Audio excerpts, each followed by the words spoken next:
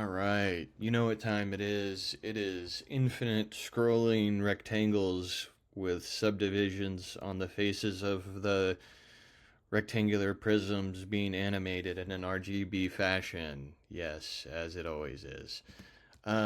This is a new demo that I created this morning in about a couple hours with a tool that I'm making. It's a MCP tool for Blender. Basically, all that means is that you can use an LLM like Claude or you know any of the other GPT models like Gemini to basically talk to Blender. So this is a rendered animation that I made. Um, it uses a scrolling effect, and I'll go into more of this in my scene. Let's see here. Let's go on the left. So basically what it does is it creates the illusion of movement from a single perspective. So if I hit the play button, you can see that these cubes are being moved towards the camera. The camera is in fact it's over there. It's not over here. So they're being moved towards the camera. That way, I get this infinite scrolling effect.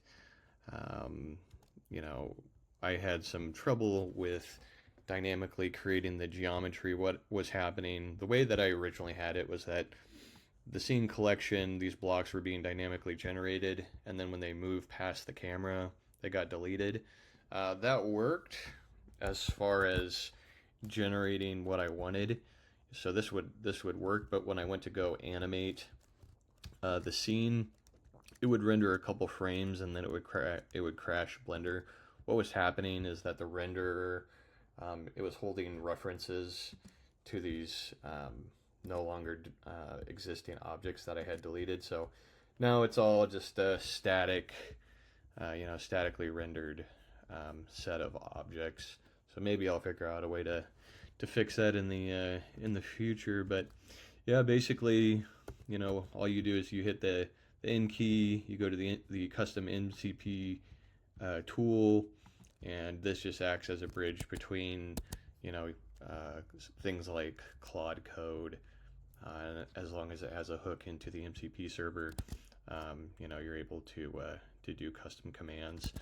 A lot of this was just using custom injected Python scripts, but it does have, basic things like translation, rotation, all that kind of fun stuff. So anyway, that's the eye candy of the day. You can do all kinds of things with this.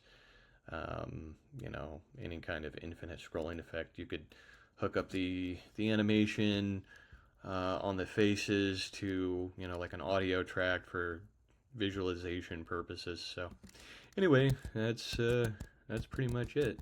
So we'll talk to you guys later. Bye.